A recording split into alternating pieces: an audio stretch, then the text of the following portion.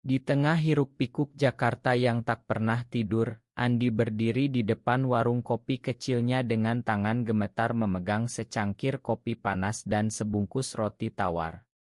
Pria lusuh yang duduk di trotoar setiap sore itu, yang selalu Andi layani gratis tanpa pernah bertanya nama aslinya, tiba-tiba menatapnya dengan mata yang penuh rasa terima kasih, dan saat itu juga Andi merasakan sesuatu yang aneh bergetar di dada, sesuatu yang membuatnya takut sekaligus penasaran. "Andi, kamu selalu baik sekali," kata pria itu pelan, suaranya serak seperti orang yang jarang bicara. Andi hanya tersenyum, menyembunyikan degup jantungnya yang tiba-tiba kencang. Ia tahu dirinya berbeda, tahu bahwa di keluarga Muslim yang taat di kampung halaman Jawa Tengah, perasaan seperti ini adalah dosa besar. Tapi setiap hari, sejak 3 bulan lalu, ia tak bisa berhenti datang ke sini setelah shift pagi di cafe mewah tempat ia bekerja sebagai barista. Pria itu, yang Andi panggil Budi karena ia pernah menyebut nama itu sekali, selalu tampak lelah, bajunya robek-robek, sepatunya bolong. Andi tak pernah bertanya mengapa ia tak punya rumah. Ia hanya memberi, karena memberi membuatnya merasa hidup, membuatnya lupa sebentar pada tekanan ibunya yang selalu menelepon, "Kapan kamu nikah, nak? Umurmu sudah 28 tahun." Malam itu hujan deras mengguyur Jakarta. Andi tetap membawa payung dan makanan ekstra. "Pak Budi, makan dulu, nanti basah," katanya sambil duduk di samping pria itu di bawah atap plastik bocor. Mereka bicara tentang cuaca, tentang lalu lintas, tentang mimpi kecil. Budi bercerita ia dulu punya warung kecil di pinggir pantai, tapi kehilangan semuanya karena banjir. Andi mendengarkan dengan mata berbinar, merasa ada ikatan yang tak bisa dijelaskan. Saat Budi tersenyum, garis kerut di wajahnya hilang sejenak, Andi merasa hangat yang aneh menyebar di dada. Ia buru-buru berdiri, "Saya pulang dulu ya, besok lagi." Di jalan pulang, hujan membasahi wajahnya, tapi air mata yang jatuh bukan karena dingin. Keesokan harinya, Andi membawa buku catatan bisnis sederhana.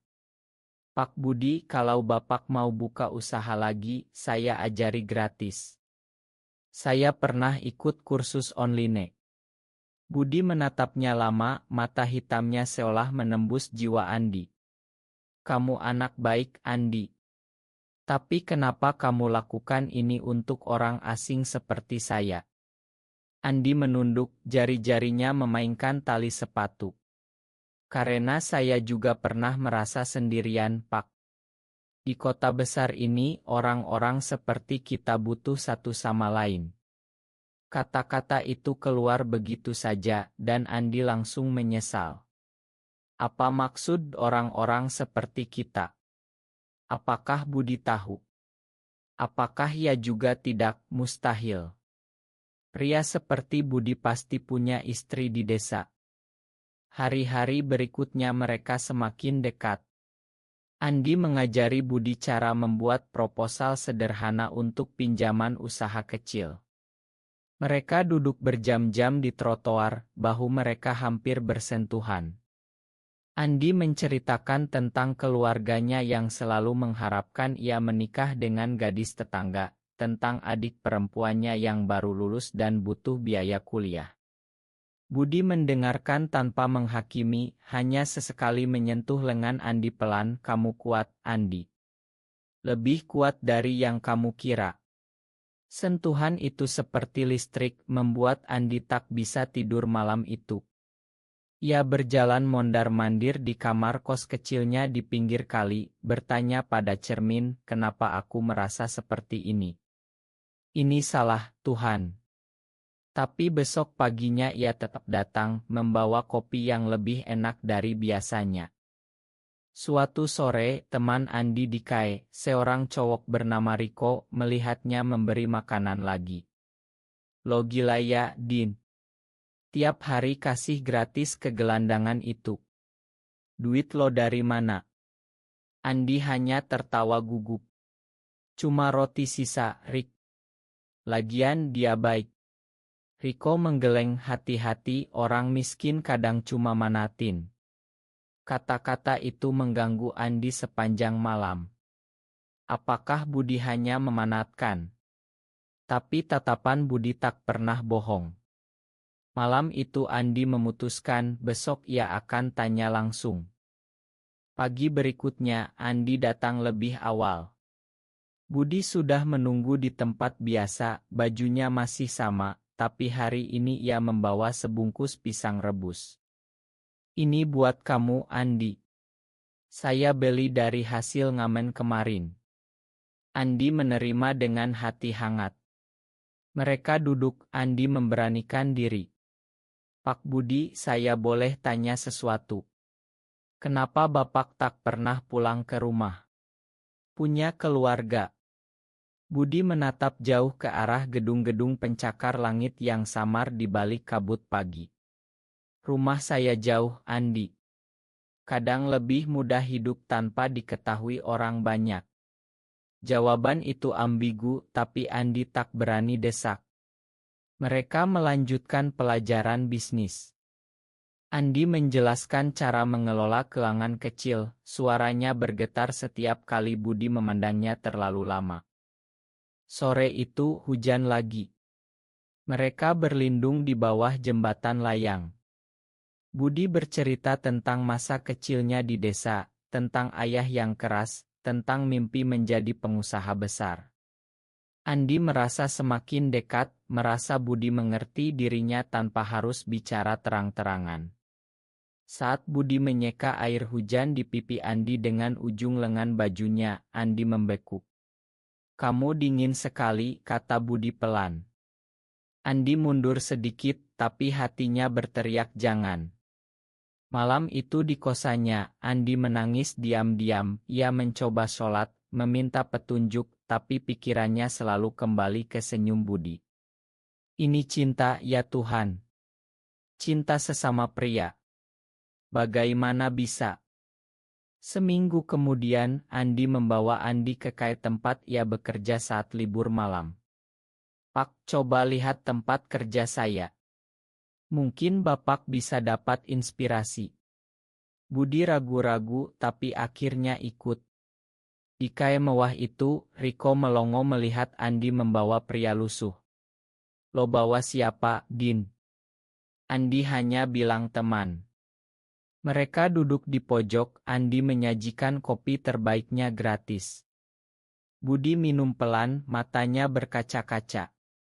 Enak sekali, Andi. Kamu berbakat. Kata-kata sederhana itu membuat Andi merasa dihargai seperti tak pernah sebelumnya. Di perjalanan pulang naik motor, Budi duduk di belakang, tangannya memegang pinggang Andi pelan. Andi hampir menabrak tiang karena jantungnya berdegup terlalu kencang. Riko mulai curiga. Lo suka sama dia ya? Hati-hati, Din, keluarga lo di kampung kalau tahu Andi marah, dia cuma teman, Rik. Tapi dalam hati ia tahu Riko benar. Tekanan semakin berat saat ibunya menelepon lagi, ada gadis baik di desa, nak. Namanya Sinta. Kapan pulang? Andi bohong, sibuk, Bu. Malam itu ia tak bisa tidur, membayangkan wajah Budi. Besoknya, Andi memutuskan untuk mengaku perasaannya, tapi saat ia datang ke trotoar, Budi tak ada. Hanya secarik kertas kecil, terima kasih atas segalanya. Saya harus pergi sebentar. Andi merasa dunia runtuh. Andi mencari Budi kemana-mana selama 3 hari. Ia tanya tukang parkir, pedagang asongan, bahkan polisi lalu lintas. Tak ada yang tahu. Hatinya hancur, tapi ia tetap datang ke trotoar setiap sore, meninggalkan kopi dan roti yang tak tersentuh. Pak Budi, kemana Bapak, gumamnya sendirian. Riko melihatnya semakin kurus.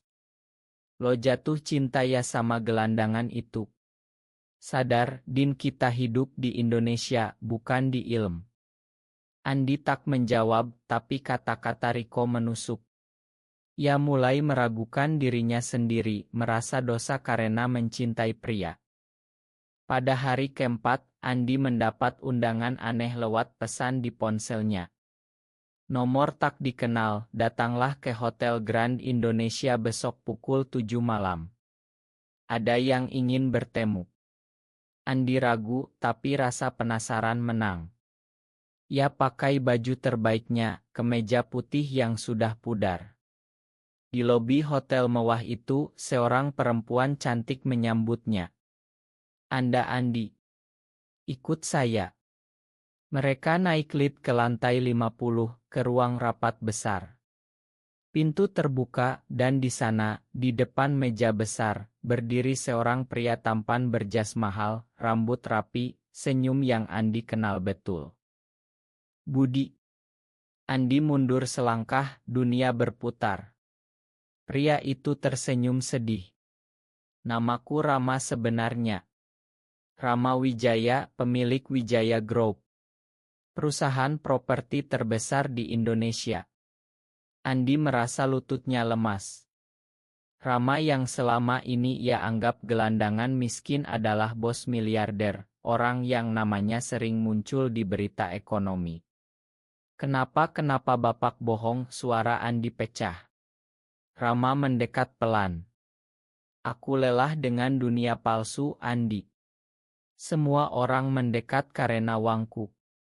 Aku ingin tahu apakah ada orang yang baik karena aku, bukan karena hartaku.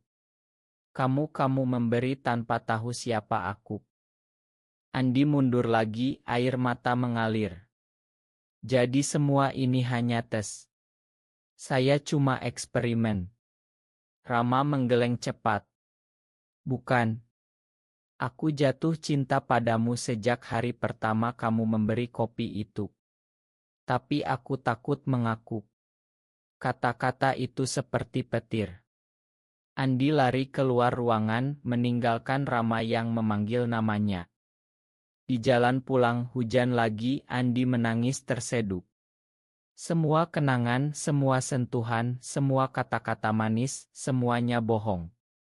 Atau justru yang paling jujur. Keesokan harinya, Andi tak keluar rumah. Ponselnya penuh panggilan dari Rama. Ia tak angkat. Riko datang ke kos, lo kenapa, Din? Cerita. Andi menceritakan semuanya. Riko terdiam lama. Gila bos Wijaya Group. Tapi lo suka dia. Andi mengangguk pelan. Riko menghela napas. Ini bahaya, Din, keluarga lo, masyarakat kita di Indonesia. Kalau sampai ketahuan di malam itu Riko pergi, tapi Andi tahu temannya khawatir. Rama datang ke warung kopi Andi sore harinya, masih dengan jas mahal. Andi, kita bicara. Andi menariknya ke belakang, takut pelanggan melihat. Kenapa Bapak datang? Saya cuma pelayan kopi biasa. Bapak bos besar. Rama memegang tangannya pelan. Kamu bukan pelayan bagiku. Kamu orang yang mengajariku arti kebaikan tulus. Aku tak peduli apa kata orang. Aku ingin bersamamu. Andi menarik tangannya. Bapak tak tahu. Ibu saya menelepon setiap hari minta saya nikah. Adik saya butuh uang kuliah. Kalau saya pilih ini, semuanya hancur. Malam itu Andi pulang ke kampung untuk menghadiri acara keluarga. Ibunya sudah menyiapkan pertemuan dengan Sinta. Dia gadis baik, nak. Cocok untukmu. Andi tersenyum pahit, tapi di dalam hatinya badai. Ia menelepon Rama diam-diam dari belakang rumah. Saya tak bisa, Rama. Ini terlalu berat. Rama diam lama. Aku tunggu kamu, Andi. Selamanya kalau perlu. Kembali ke Jakarta, Andi mendapat kabar buruk. Riko, karena iri atau takut, menyebarkan rumor di Kai bahwa Andi dekat dengan gelandangan dan punya kelainan. Bos Kai memanggil Andi. Kamu harus berhenti atau kami pecat. Andi kehilangan pekerjaan.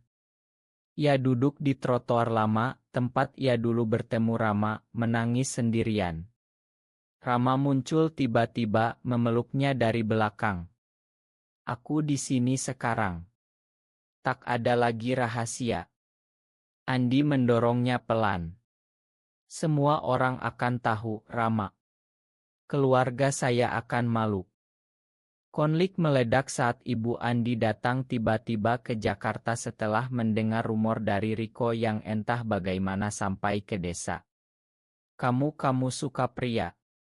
Anakku haram, teriak ibunya di kos kecil itu. Andi berlutut, menangis. Ibu, saya tak bisa bohong lagi. Saya cinta Rama. Dia baik, Bu.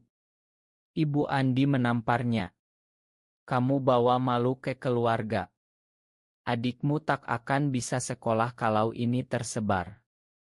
Andi merasa dunia hancur. Ia menelepon Rama, jangan temui saya lagi. Ini salah. Rama tak menyerah.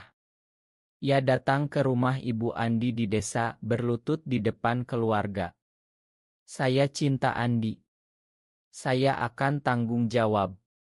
Saya punya uang, saya bisa bantu adiknya sekolah, saya bisa buat hidup kalian lebih baik. Ibu Andi terdiam, antara marah dan bingung. Tetangga mulai bergosip. Andi merasa terjebak antara cinta dan kewajiban. Ia memutuskan mengorbankan semuanya. Rama, saya akan pergi jauh. Biar kamu bebas. Rama memeluknya erat di stasiun kereta. Jangan. Kita hadapi bersama. Di tengah krisis, Andi mendapat tawaran kerja baru dari Rama, tapi ia tolak. Saya tak mau dikasihani. Rama menangis untuk pertama kali. Ini bukan kasihan. Ini cinta. Andi akhirnya mengerti setelah berhari-hari berpikir bahwa kebahagiaan tak selalu sesuai norma. Ia pulang ke Jakarta menemui ibunya lewat video call. Bu, saya tetap anak ibu. Tapi saya harus hidup jujur. Ibu Andi diam lama lalu menangis. Pulanglah, nak. Kita bicara baik-baik. 6 bulan kemudian, Andi dan Rama berdiri di balkon apartemen mewah Rama menghadap kota Jakarta yang berkilauan. Andi sudah bekerja di perusahaan Rama sebagai manajer komunitas, membantu orang miskin seperti dulu ia bantu Rama. Keluarganya perlahan menerima meski masih sulit. Adiknya sudah kuliah berkat bantuan Rama. Riko minta belajar bahwa persahabatan tak boleh menghakimi. Andi memeluk Rama dari belakang, terima kasih sudah tunggu aku.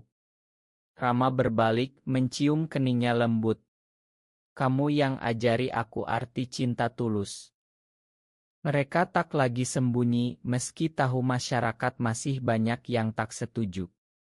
Tapi mereka memilih bahagia dengan cara mereka sendiri. Andi akhirnya merasa utuh, tak lagi takut dengan dirinya. Di pantai Bali saat liburan pertama mereka, Rama berlutut, Andi, maukah kamu menjadi pasanganku selamanya? Andi menangis bahagia, iya. Apakah benar cinta sesama pria bisa mengalahkan semua prasangka masyarakat di Indonesia, atau salah karena selalu ada pengorbanan yang terlalu besar?